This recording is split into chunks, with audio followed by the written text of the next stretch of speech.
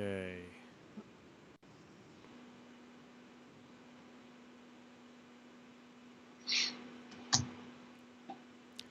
Hello, friends. Welcome to another edition of the Panel Jumper LITE. My name is Ben Laurance. With me, of course, is my friend and the panel jumper himself, Mr. Cole Hornaday. How are you, Cole?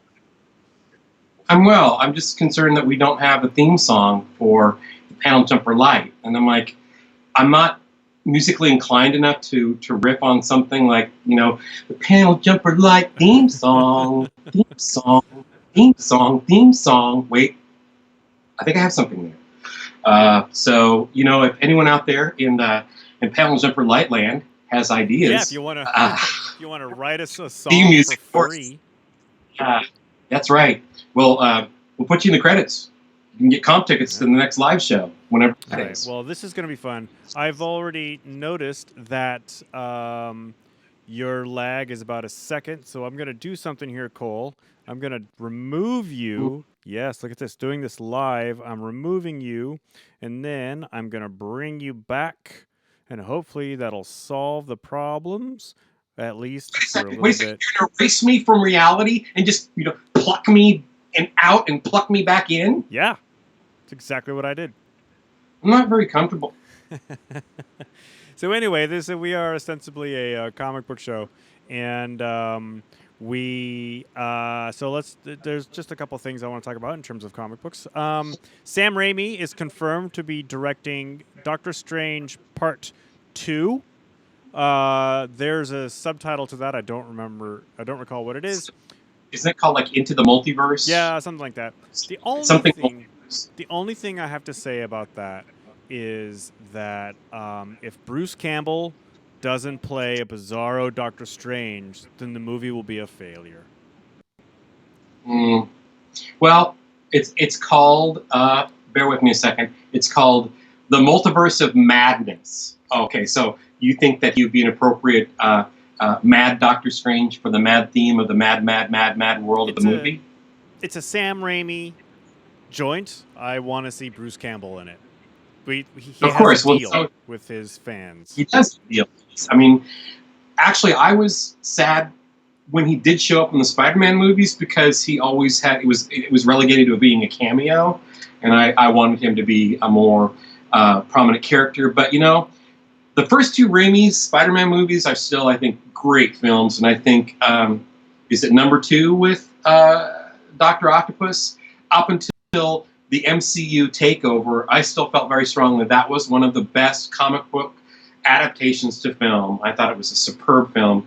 And then we had number 3, which I think I only saw it once in the cinema. It's absolutely unwatchable. It's just such a mess. And that's not Sam Raimi's fault. I think Sam Raimi's a very, very gifted filmmaker and storyteller. And I'm really doing the Doctor Strange movie. I think he's already shown his chops. In fact, I think it's kind of sad that he has been involved in more MCU films prior to this. Yeah, I've seen the first Spider-Man, the Tobey Maguire Spider-Man, a number of times. I think I've seen each sequel once. Alfred Molina's great as Doc Ock.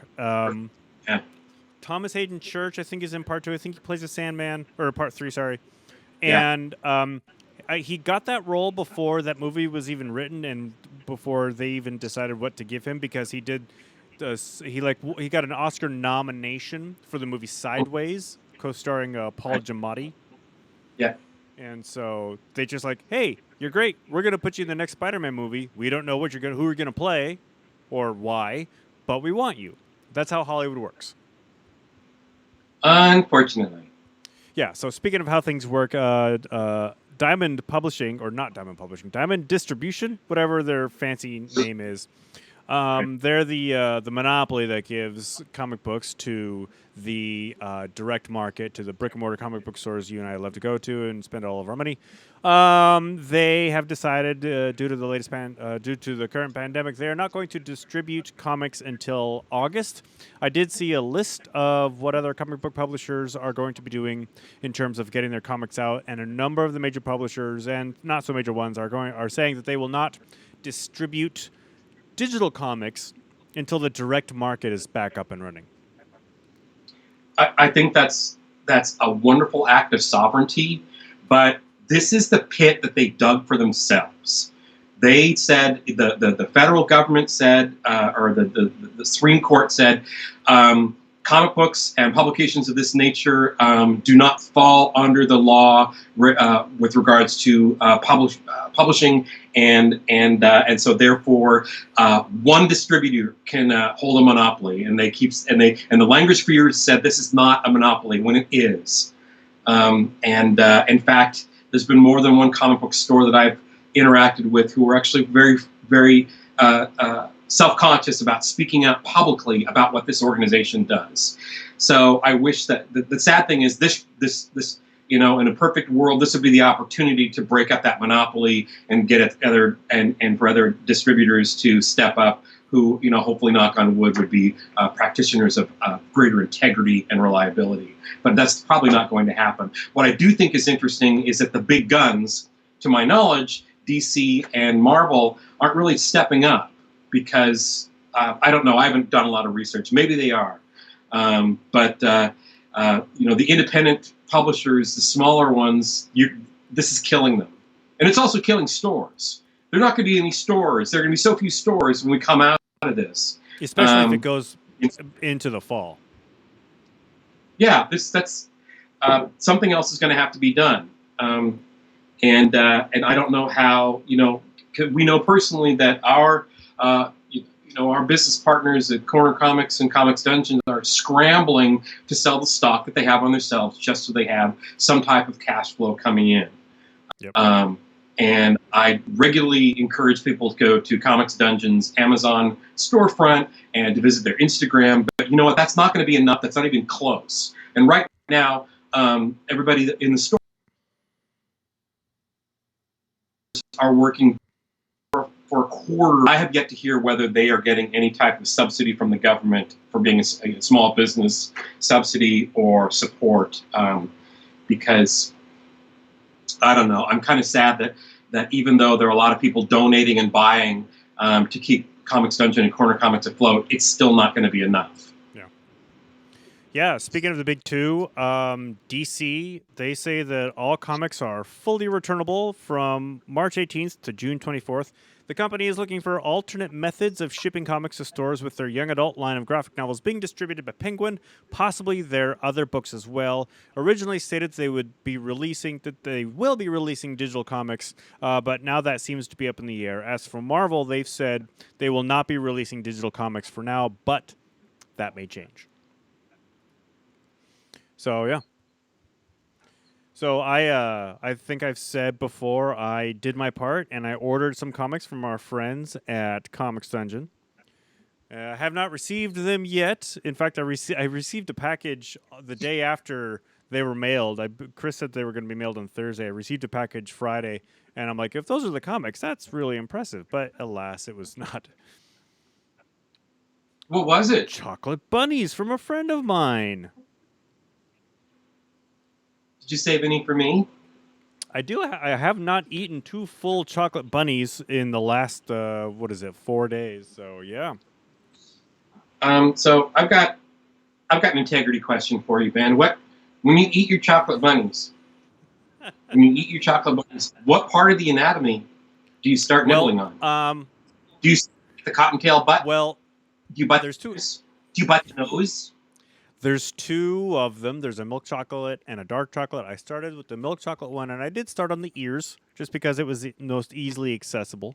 If I come around to eating the dark chocolate one, maybe I'll start from the hindquarters. Or maybe I'll do that thing and I'll just cut it up, break it up into pieces, and I won't even know what I'm eating. Then what's the point of eating a bunny if you're just going to crumble it up and make it in it might as well be eating a jigsaw puzzle made of chocolate. All right, so let's get to the main story today. One of the main stories today.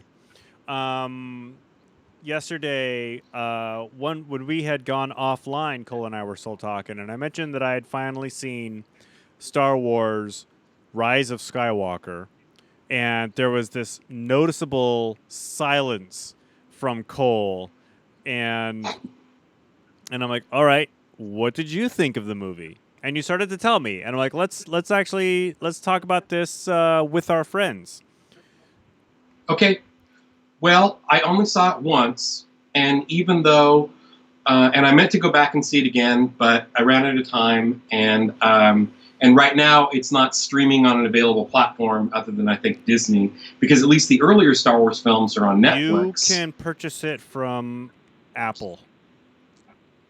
You can pay. That's how I watch it. You can rent it for $5.99 from iTunes. So you're assuming that I want to give anybody any more money for that? That's how I wanted to watch it, and so that was the only way to watch it. Hey, Blood, I have like 6 platforms, and it's not on any of them because... That's so depressing. That's so depressing when you sit down and you're in the mood to watch a movie and you go through all of the platforms that you subscribe to and it's not on any one of them. Like, why am I subscribed to all of these platforms? And we're talking about Rise of Skywalker, but, I've discussed this before. It's like, I will frequently come home from a night out and have a bug at my butt about some movie I want to watch. And I comb through all of my platforms. Case in point, Dino De Laurentiis's, magnum opus, Flash Gordon, which is just the most extraordinary eye candy, if not an insipid movie. But there was at least one time where I came home like, I really want to watch this movie. It's 2 a.m. It's pretty, it's silly, and I couldn't find it anywhere other than like Amazon, and they wanted me to pay $6 for it. I'm like, this film has been out for over 30 years, maybe even 40, and you're still going to charge me for it. Well, lo and behold, now it's on Comet TV like twice a week, but before it wasn't. But there have been other films like that. So Rise of Skywalker. Before you start, I got some input from some viewers. Amy says that she fell asleep. And Shifty-Eyed Dog says garbage fire. And when those comments first came in, I'm like, man, harsh. And then I realized they were talking about Rise of Skywalker and not our show. No, those people would never. No, they love and support us. Thank you for watching. Don't you, Cody? Don't you? But also, Shifty-Eyed Dog, who I think is Cody. Yeah, so he loves that Dino De Laurentiis movie you're talking about. That's right. That's because, and I love you too, Cody. But the point I was getting to was that I really had a terrible, terrible time with the prequels. In fact, I was so disappointed in them, they depressed me. I would walk out of the films depressed. But here's the thing. I went back and saw them in the theater repeatedly, trying to figure out why they weren't working for me. Part of the resolution I came to later in life was that these movies are just not made for me. They were made for a younger audience, because I've gone to see the recent movies with friends who are, 20, 30 years younger than I, and they have very, very positive, fertile childhood memories of watching the prequels. And you know what? That's how I feel about the original trilogy. That those movies impacted me in a tremendous way for a number of reasons, and hence, and that cultivated the cult of Star Wars that we have now. I do not feel that the sequels were successful in doing that. I love Force Awakens. I loved it. I love the fact that it was a pastiche. I love that it said the entire Star Wars canon is something we can just poach from and sort of retool all the ideas we already know, the ideas we're comfortable with. And we're gonna incorporate more people of color, but we're really not going to challenge the status quo of these stories, because that's not going to work. And then we got The Last Jedi. I can never remember the name of that one. Then we got The Last Jedi, which challenged all those things, and I had some trouble. But you know what? I still felt like there was some integrity in the storytelling. I felt like there was an authenticity, and Rian Johnson really was trying to do his thing. But he's a good writer too. Yeah, and there are lots of things in it that I really was fond of. I say repeatedly, one of my favorite moments in all the Star Wars movies, all of them, is old man Luke and Yoda sitting there watching the tree burn, watching the history, the ancestry burn. You almost wanted to see them with like a beer in their hand, just just enjoying it. In my mind's eye, they had, in my recollection, they do. They're holding beers and they have their arms across each other's shoulders. That's the way I saw that moment. That moment had that type of emotional resonance for me. Because also I was watching it going, you know what, Cole, you're not getting any younger. And these movies are going to go away. and you are going to die someday, and what you feel about them just doesn't fucking matter. And it shouldn't, and you should let go. So it's a very zen moment for me, and this very zen moment for the characters that was about letting go and letting someone else take and assume, have their time in the sun and pursue their story. And I love that. The other moment I love just enhances that moment is at the end when the little boy uses his force powers to grab the broom. I loved that. These subtle moments that really don't, they're just, it's texture to the bigger story. But then we get to the last one, and it just freaking defied all of it. And the moment with the boy, and where he uses his force powers to summon the broom, that was the last shot of The Last Jedi. And so you're like, okay, this is getting built up to be something. And it's in the spoilers for Rise of Skywalker, obviously, but it's never brought up at all. It's never mentioned. It's almost like because of the fan backlash against The Last Jedi, J.J. Abrams felt like he had to do some retcon with The Rise of Skywalker. See, I have a hard time believing that that's all on him. I think that this is the worst kind of corporate filmmaking. I think that they're one of the things that bothers me the most is that they did not map out this story from beginning, middle to end. They knew they were going to be making a trilogy, but they didn't have specific, to the best of my knowledge, they didn't have specific ideas of how they were going to do this arc. They just kind of threw it together as we went along. And I'm like, wait, we're still trying to write Lost? Is this how we're still doing this crap? Seriously, you have people making thousands of dollars sitting around a conference table, and you're just and supposedly spitballing and applying their integrity to the storytelling, and they didn't. To the best of my knowledge, they did not. In fact, they couldn't even keep that story straight.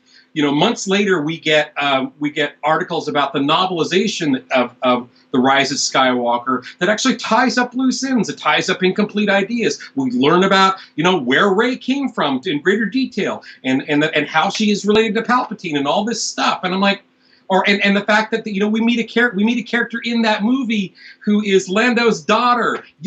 We make that connection, but it's never said. And let's just go back to the basis of storytelling, the basis of good theater. Anton Chekhov said, if you introduce a gun in the first act, you have to use it by the fourth. And how much stuff do we introduce in the first act of that movie and in the first film that gun never got shot? And that's just an insult to your audience. Yeah. This whole business about Finn going, I got to tell you something. I got to tell you something. I'm like, and we're making up all these stories about what's he got to tell you. And that was like this really ridiculous red herring that I can't even begin to put words how stupid that was. What do you thank you for that. What do you think Finn did want it? I have some questions. I don't know if you'll be able to answer because you've seen the movie once.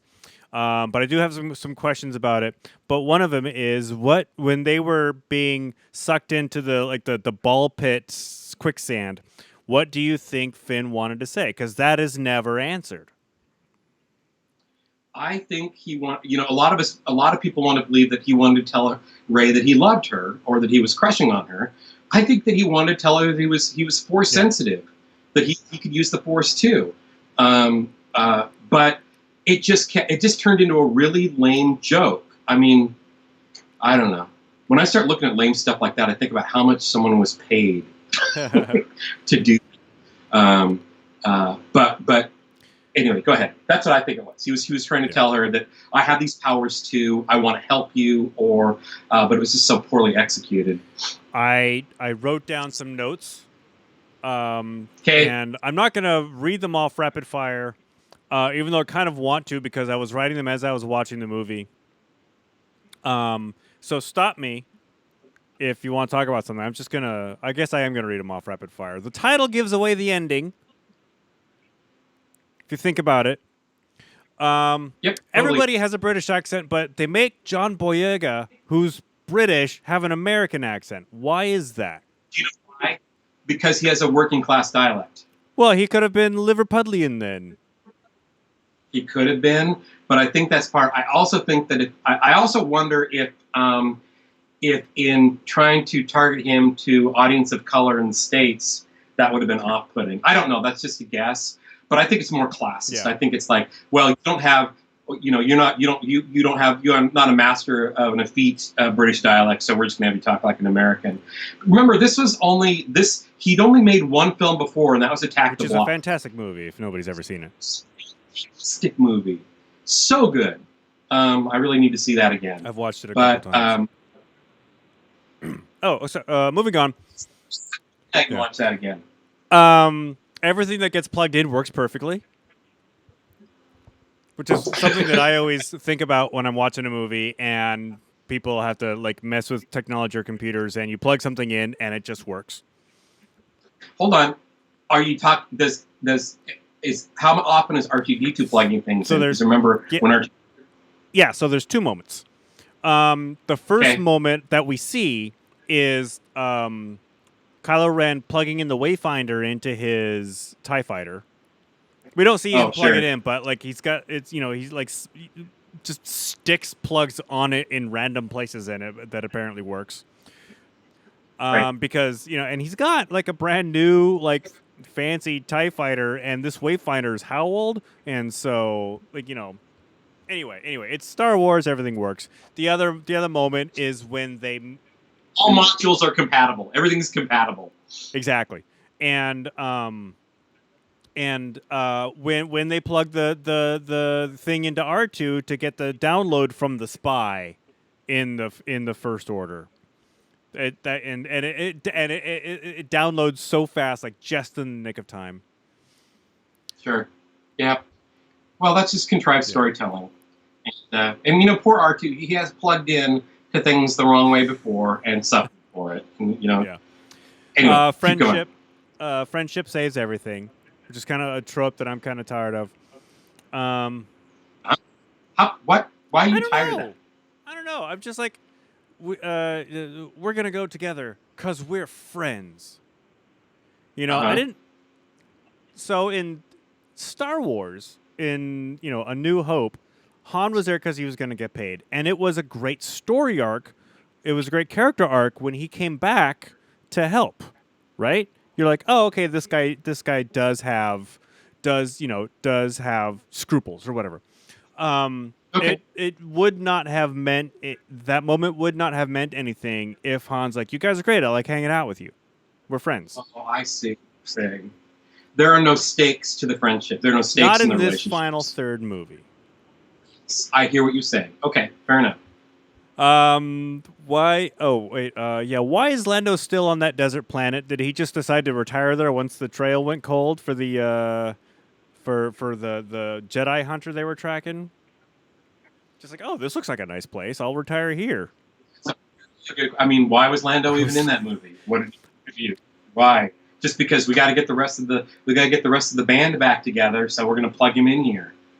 It's fruitless. That's exactly what they did. They needed someone to say, "I got a bad feeling about this." But anybody can say that. What's that?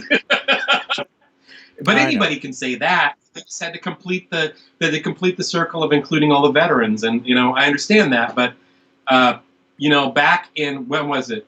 At one point, Leonard Nimoy said, "You know what? I'm not doing any more Star Trek movies because you're just plugging me in here to have the character here. Spock is not doing anything." I think it was number 5, where he was just like, "There's no point in Spock being in this movie. I'm backing out. I'm out."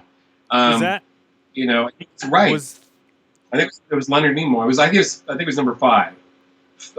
3 is Search for Spock. 4 is The Whales. 5 is. Oh wait, no. 5 is What Has Gotten You. Oh, it's Generations. It was when they did the Generations thing when they brought the two of them together, and they were supposed to have most of the original classic Trek cast, and I think that's when Nimoy put his foot down and he said, "There's no point in Spock being in here because he contributes nothing to the story, so I'm out." What? Anyway, keep going. I didn't realize Jedi had the power to heal. They set up a lot of their own rules. Yeah, they gave him a lot more godlike powers. The shifting through space and time thing, that worked when Luke is, for all intents and purposes, in a meditative state and he's a Force ghost. But just the sort of like, we can step through space and time like it's a wall, and our physical bodies can do this. I guess we did do that in in The Last Jedi. Yeah. Anyway, yeah, they were making up their own rules. And that's frustrating because, hey, let's face it, we have a canon. We have an extensive canon of what type of rules Jedis can adhere to. And it's okay to break rules but Yeah. that kind of, it was just awfully darn contrived and convenient. I didn't like it. At first I didn't buy Hux being the spy. But then when he gave his motivation, I did buy it. You know, he's so anti Kylo Ren, he would screw over the First Order to help the rebels. He doesn't care about the rebels, but he's helping them because he doesn't like Kylo Ren that much. When he gave his final I don't care about your cause, just I don't want Kylo Ren to win. I'm like, all right, that's fine, I'll buy that. No, I bought that. I thought it was sad that he was dismissed so quickly because I never felt like his character got much of an arc. I never felt like his character. I mean, he was a toady. He's Mitch McConnell. I would love to see Mitch McConnell dispatched with such alacrity. Moving. But there's a whole thing. We'll bring this up later on. The whole thing about Palpatine killing Rey's parents to get to Rey, even though Rey's his granddaughter. All right, let's talk about it now. So Palpatine was like, "We're okay." The two people who are Rey's parents was the father. They said that it was Rey's dad, or Palpatine's son was her father. Was the father we see right. who gets shivved with the dagger? Is that Palpatine's son, or is that like an adoptive father? We don't know who Palpatine's son is. All right, that was never answered. I think it's answered in the novelization, which I would really like to get my hands on. If anybody has a novelization, if you're done reading it, I would like to borrow it from you. Because, I read, Ben. I read a lot. But that's what I love about that whole business about the novelization. It's kind of part of a tradition. It's like when I was a kid, you would pick up the summer novelization because it would always have bits in it. Like the novelization of Alien written by Alan Dean Foster had whole passages that were never in the movie that were in the final to last draft of the screenplay, because that's what the folks ghostwriting the novelization are pulling from. But it's all going to press at the time the movie is being released, or at least they're not synced up, and so there's a lot of that kind of thing. So this is kind of part of the film novelization tradition. Is like there are tasty tidbits that are in the novelization that were not in the film for obvious reasons or various reasons. I would like to read it. So Cody says on the chat, if the novel has to answer questions raised in the movie, it's a bad movie. I'm in agreement with you. But, we are seeking... What is the whole point of this discussion? We're trying to find some type of completeness to this, right? We're struggling, which is what Star Wars fans have done since the prequels. We're doing all this emotional mental jumping jacks to try to make this work because we want it to work, and it's just not fucking working. Well, I don't have that sort of emotional attachment to Star Wars as a lot of my nerd friends do. I mean, I like the movies. They were not like they're not my religion. I just want it to be a good movie. I want them to adhere to the rules that they have set up. One of the things, this next thing, is that there's a problem with the Millennium Falcon's landing gear, and so there's nothing wrong with the Millennium Falcon's engines as far as we know. But the landing gear can't come down, and that means it crash lands on that Andorian moon where the Death Star remains are. Why couldn't they just set themselves down softly? Because that's boring. It's got skids. It doesn't roll to a stop. It's not like an airplane. It's got what you're saying is it's got VTOL. Yeah, it's got vertical lift and takeoff. Yeah, you're right. You're absolutely right. It's stupid. Why are you crashing? We've seen it take off vertically, like when those little teeny tiny landing pads on Bespin. The little circular things. It's like, in fact, I love those shots because it's like I feel this empathetic response, like I could not pilot anything like that. I could not land that ship on that disc. You can fall. I fall off the side. There was I did read in the trivia section for the movie that Warwick Davis came back to play Wicket, and either Wicket's spouse or child is not really clear in that shot. And I'm glad to know that Warwick Davis is in there, though he didn't need to be. Anthony Daniels was not physically in the C-3PO suit. I'm assuming it was all mocap at this point. Well, Warwick Davis has campaigned to be in every one of the Star Wars movies. I think he's in every one of them. I mean, from Return of the Jedi on, he's in all the prequels. I think he's in the first two of the sequels. If he is, I don't remember him, but good for him. Just look at the little people. Quickly, I'm just going to speed through the rest of these. Rey said that she had a vision where she saw herself with Kylo Ren on the Sith throne, but when we go to the Sith throne room, the chair's only big enough for one person. Thought that were the the 5-second shot where she's in the cloak and she's got the double-bladed lightsaber, a la when where Luke is or it's like, what's the point of that shot? What are you trying to say to us?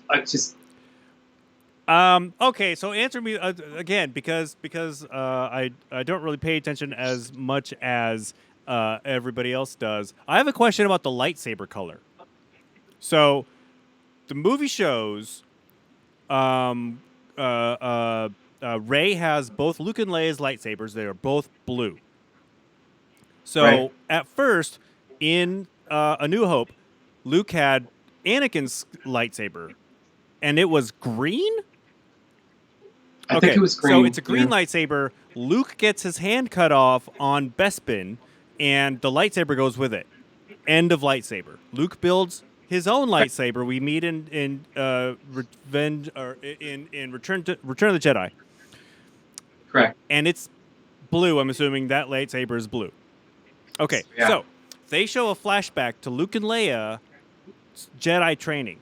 Now, I'm led to believe that takes place after the events of Return of the Jedi, because that's when Leia acknowledged or realized that she's a Jedi, so that she starts training. But in that flashback scene, Luke has a green lightsaber.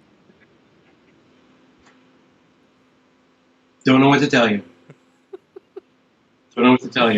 I think the thing that I learned, we learned it from Rebels, the animated series, was that in order for a Sith to craft their own lightsaber, they have to manipulate and torture the crystals. And the reason why their lightsabers are red is because they made the crystal bleed. Aww. Yeah, it's because this is bad at the bone. I think, and please, anybody, if I don't remember canon anymore, because so much of the stuff that I relied upon as canon, they purged. All the novels, so many of the novels, all the comic books, all the things that I didn't play any of the games, the video games, any of that stuff. And every once in a while, I discover that stuff that they said was not canon kind of creeps back in. So someone please correct me if I'm wrong in that, but I think that came from Rebels. I think that's where we learned that. Because Darth Maul does come back in that story, and he's trying to convert Ezra to being his apprentice. Right. Ezra Pritchard. Yeah. So the final takeaway is that the final leg of the Star Wars, or the saga of the Skywalker family, is that I'm done, and I would love to see another series of films that have nothing to do with anything that we know about any of this family, anything, because I think it's time to start from scratch, because that's the best way to purge the religious ferviosity around, the toxic religious ferviosity around Star Wars. I loved the Rebels animated series because there was this tone that was that you believed it was in the same universe, until we get to the Force Wolves. No Force Wolves and Coyotes. That's so dumb. But before we got to that point, I was totally into it. Oh, yeah, I loaned you those. You didn't want to watch them. Yeah, that wasn't. I didn't watch them. Hard. Anyway, so that's all about that's all I'll say about the Rise of Skywalker. I did hear a rumor that Rian Johnson was given a 3-picture deal to develop his own Star Wars movies, and I think the kids who were able to use the Force to help them sweep monster or animal pens are going to be part of that universe. And there was also talk about, I think there's an Old Republic TV series coming from Disney, and you and I have watched the first half of the first season of Mandalorian, and I think The Mandalorian is absolutely brilliant because it's in that universe, it's in that sandbox, and sometimes we get excited when it brushes up against other parts of the mythology that we know. But what I'm really enjoying about that show is the new things we learn in this universe, and we're dealing with new characters, and people aren't as deeply attached to them. And I think that's a big part of the problem. Is that there's this deep attachment to these old traditional characters, and people fight and they squabble and they get full of righteous indignation when you introduce a character like Rose Tano and Finn and stuff like that, who are characters that I thought had so much potential and was so looking forward to seeing what was going to come of them, and we got Jack. Rose was basically not even in this movie. She was in it, but she didn't have anything to do. Yeah, well, that's Disney giving in to the religious fan fervor. That's as far as I'm concerned. If you're going to do that to a character, just frickin' cut her. I mean, that was ridiculous. Anyway, let's move on. Hey, you were Cole. You were watch me now, and I can give you more red in the face. You were before we started rolling. You were showing me this book you had. Speaking of reading, show me this book you have. Well, can I talk about why I was showing you the books in the first place, or are we going to cut it short? Please do. So, doubling back, one of the things I'm really, really happy about what we did with the last Panel Jumper LITE was to talk about our mutual Furby experience. Because I've been telling those stories, and you've been telling... Actually, you don't tell those stories. You don't tell those stories. I tell those stories. And then you correct me on it, which is really freaking annoying. So, so I'm glad we had it on video so we could come together on the stories. And I want to come up with more like oddball crap from real life. So... Well, we could talk about that time I almost died during a panel jumper shoot when I cut my finger. Yeah, well, it was because you hadn't had a tetanus shot in, 10 years? I don't think ever. Yeah. Yeah, but I've had one since then. Oh, God, I hope so, because, I actually think I went home that night and texted your girlfriend to make sure that you weren't, getting lockjaw and muscles weren't seizing up and stuff. Yeah, I was a little worried. I don't remember what happened. You had planks in the boot of your car?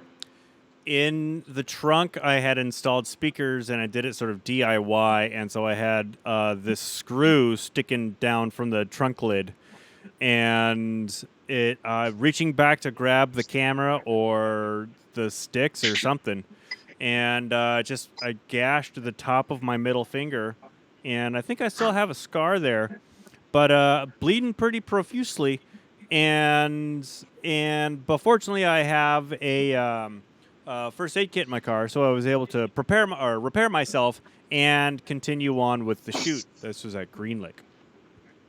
Yeah, it was at Green Lake. Okay, well, it all came up for the best, but I was scared. So I have this fantasy that it's at some time in my life I'm going to start writing more about weird phenomena, strange things that happen in our local region. And Denny Chong and I, at one point, were working on, this was a project that we started doing before the panel jumper, where we wanted to drive across the Pacific Northwest, and I would write the pieces and Denny would take the photos, and we started out doing it with the Oregon UFO Festival, and that's another story for another day. But I still have the books that I picked up to help me inspire me in my research, and they're the Weird USA books. Has anybody ever heard of these? Ben's not heard of them, I understand. I've not heard of them. I have one for Washington, and one for Oregon. But my recollection is that they were based on a series of podcasts out of New Jersey, where these two fellas did. I think the podcast was just called Weird New Jersey, and they were so successful. People started asking them to, branch out into other states, and these are really fun books. I think they're all out of print. I found the Weird Washington one at Goodwill out in Ballard before the pandemic, and I've had the Weird Oregon one for some time. But weirdness is all around us, and I, as a regular reader of the Fortean Times, I can vouch for this. But I wanted to find more weird things that Ben and I could talk about, so that we're not just talking about comics and things like that. And if you've got weird events, things like that, let us know. We had that weird thing happen with the Furby, and I you know what it is, Ben? We just don't spend enough time together outside the panel jumper in order to create weird things because we have this aura of weird around us. We just need to cultivate, dude. We need to cultivate this. Yeah, and we do. But social distancing, we're not allowed to be around each other. But Denny Chong, who's it's not a hugger anyway, buddy. Danny's with us on the chat, and he says Stonehenge and Ape Canyon. Oh, yeah. Yep. Well, Denny and I went to the Stonehenge up there on the gorge. Denny, can you dig up some of those pictures? Do you have any of them? There's a facsimile Stonehenge up in the Columbia Gorge that Denny and I went to probably about 10 years ago. That's really kind of awesome. This guy built this. It's made out of like fiberglass and aluminum, and it's a life-size replica of Stonehenge that he built as a tribute to the soldiers fallen, I believe, in World War I. Have you heard of this, Ben? It's a for real thing, and it's actually in this book. I'm not going to waste time trying to flip through and find it, but it's in this book. It's kind of great. No, I've never heard of it. I've been through the Columbia Gorge, very limited in scope. You have to know where it is. It's on the Washington border side, and we were spending the weekend at Mount Hood at my folks' former place in the mountains, and it's someplace I've always wanted to go, and we looked it up and figured out how to get there. And it's not. I mean, it's on a hillside overlooking the gorge, and I think there's like some historical museum down the hill from it, but otherwise that's nothing but like cattle pastures and apple orchards. There's nothing out there. And it's open and free to the public, to the best of my recollection. I know that I have seen on Highway 90 out in central Washington, there's this horse sculpture, like all these running horses.